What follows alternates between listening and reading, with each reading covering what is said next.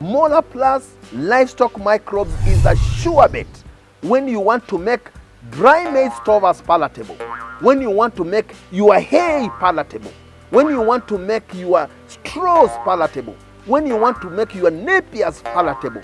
How do you use MolaPlus Livestock Microbes to predigest dairy meals and to treat germs and brans of all types?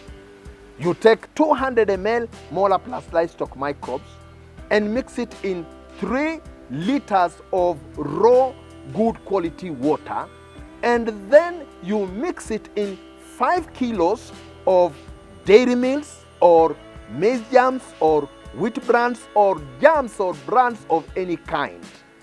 Then you mix them in such a manner that the mixture must not be very soggy and must not be very dry, such that when you press so hard within your finger in your hand, there should be no water oozing in between your fingers.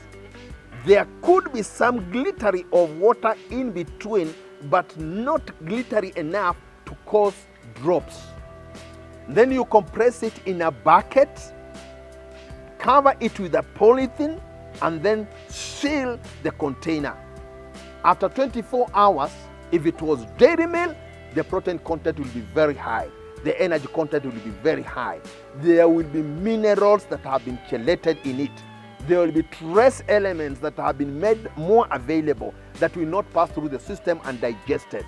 And there will be increased vitamins that will also lead to higher energy, higher protein, and other benefits that will increase production from the same amount of dairy milk.